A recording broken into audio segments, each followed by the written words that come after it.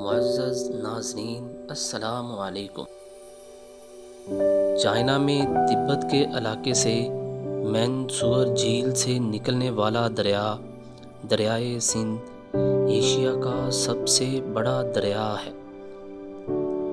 China میں اس دریا کو سینگی کھیمبان کے نام سے بھی پکارا جاتا ہے۔ مینسور جھیل سے نکلنے والا دریا جب انڈیا میں سے گزرتا ہے تو کچھ دریا انڈیا کی طرف سے بھی اس میں شامل ہو جاتے ہیں۔ ان میں زسکر، سیاچین کی پہاڑیوں سے شیوک اور نبرا، پھر آگے بڑھتا ہوا ناگا پربت کی پہاڑیوں سے نکلنے والا دریائے استور بھی دریائے سندھ میں شامل ہو جاتا ہے۔ دریائے سندھ کی ڈاکومنٹری سننے سے پہلے آپ سب لوگوں سے گزارش ہے کہ ہمارا یہ چینل کیپٹل کلیکشن سبسکرائب کر کے ہماری حوصلہ افزائی کریں۔ صوبہ سرحد میں اس دریا کو دریائے اباسین کے نام سے بھی پکارا جاتا ہے۔ پاکستان کا یہ دریا لداخ سے ہوتا ہوا گلگت بلتستان میں داخل ہو جاتا ہے۔ کوہ ہندوکش اور کوہ ہمالیہ کے دامن سے بل کھاتا ہوا پنجاب اور سندھ کی سرزمین کو سراب کرتا ہے۔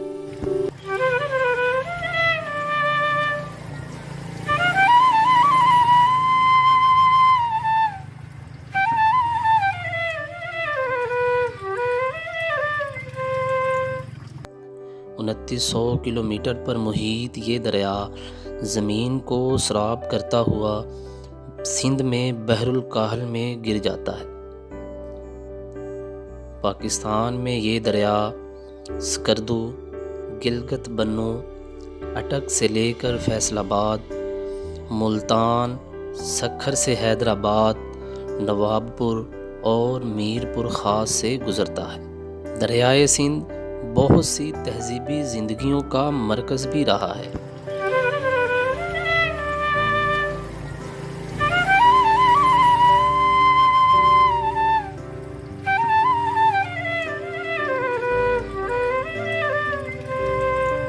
ان میں شامل ہندوؤں کی تہذیب، گندھارا تہذیب، موہنجو داڑو اور ہڑپا کی قدیم تہذیبیں بھی اسی دریا کے کنارے آباد تھیں۔ پاکستان میں کچھ دریائے سندھ کے مشرق میں اور کچھ مغرب میں بہتے ہیں۔ جموں کشمیر میں جگہ ویری نانگ سے نکلنے والا دریائے جہلم، انڈیا سے ہماچل پردیش سے نکلنے والے دریائے چناب اور دریائے راوی، اسی طرح مینسور جھیل سے نکلنے والا دریائے ستلج پنجاب کے علاقے بہاولپور میں پانجند کے مقام پر ملتے ہیں۔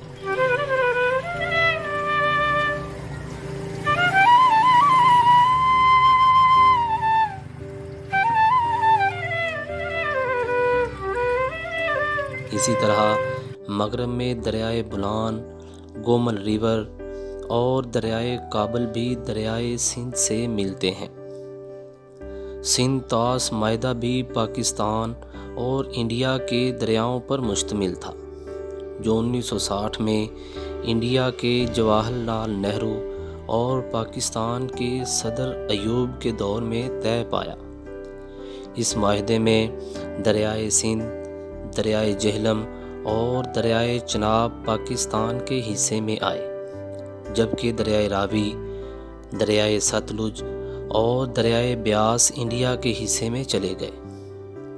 اگر آپ بھی ان دریاؤں کے بارے میں کچھ معلومات رکھتے ہیں تو کمنٹ میں ضرور بتائیں۔ بروقت ویڈیو دیکھنے کے لیے ہمارا یہ چینل کیپٹل کلیکشن ضرور سبسکرائب کریں۔